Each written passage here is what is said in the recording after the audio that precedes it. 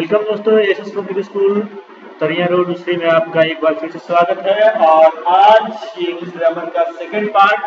तो आज इस सेकंड पार्ट में हम लोग पढ़ने वाले हैं वोवेल्स एंड कॉन्सोनेंट। जी हाँ, आज हम पढ़ने वाले हैं वोवेल्स और कॉन्सोनेंट। ये जो इंग्लिश ग्रामर का सेकंड पार्ट है। तो चलिए अब हम अपना जो क्लास है इस वीडियो को अब आगे ले चलते हैं।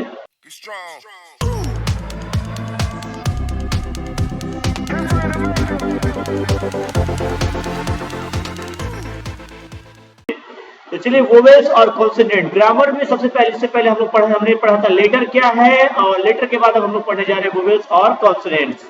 चलिए ये जो है उच्चारण, हाँ उच्चारण की दृष्टि में हम लोग इंग्लिश लेटर को हम दो भागों में बांटते हैं। एक बार फिर से सुन लीजिए, उच्चारण इट मीन्स प्रोनाउंसिएशन की दृष्टि से, इंग्लिश लेटर को हम दो भागों में बांटते हैं।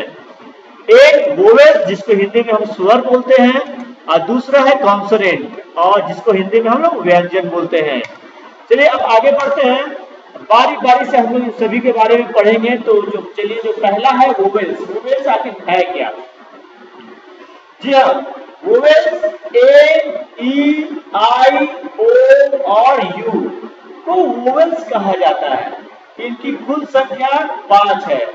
जैसे कि हिंदी में स्वर होते हैं आ, ई इत्यादि, और इनका उच्चारण, इस वोवेल्स का उच्चारण आप बिना किसी दूसरे वर्ड की सहायता से, उसी प्रकार इंग्लिश वोवेल्स का भी बिना किसी दूसरे लेटर की सहायता से होता है।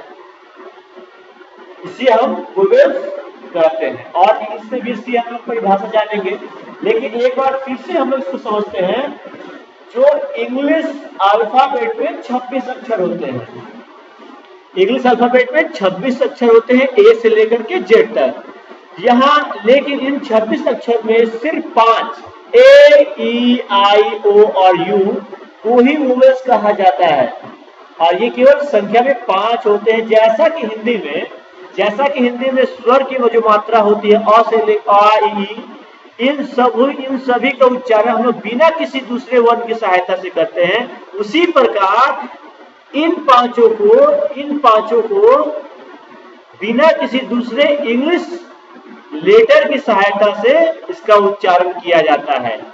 और वोवेल्स को हम लोग इस प्रकार भी परिभाषित कर सकते हैं, a letter which can be pronounced by itself is called a vowels. A, E, I, O and U are called vowels. Just repeat again, a letter, एक अक्षर which can be pronounced by itself, जो खुद से ही pronounce हो, यानी कोई दूसरा word उस पे, दूसरा लेटर या कोई दूसरा वर्ड उसमें इस्तेमाल ना हो, उसी को हम लोग वोवेल्स कहते हैं। इंग्लिश में वोवेल्स 5 होते हैं, ए, ई, आई, ओ और यू, इसे हम लोग वोवेल्स कहते हैं। चलिए अब आगे बढ़ते हैं कॉन्सोनेंट की तरफ। जी हाँ, कॉन्सोनेंट तो अभी हमने पढ़ा इंग्लिश अल्फाबेट जो 26 लेटर होते हैं ए से लेकर के जेड तक, उसमें से तो हम लोग 5 वोवेल्स को छांट दिए। अब 5 वोवेल्स को छांटने के बाद जो बाकी जो भी बचता है, यानी कि इसको हम लोग इस तरह से भी डिफाइन कर सकते हैं, ए, ई, आई, ओ और यू को छोड़कर, ए, ई, आई, ओ और यू को छोड़कर बाकी लेटर को कॉन्सोनेंट।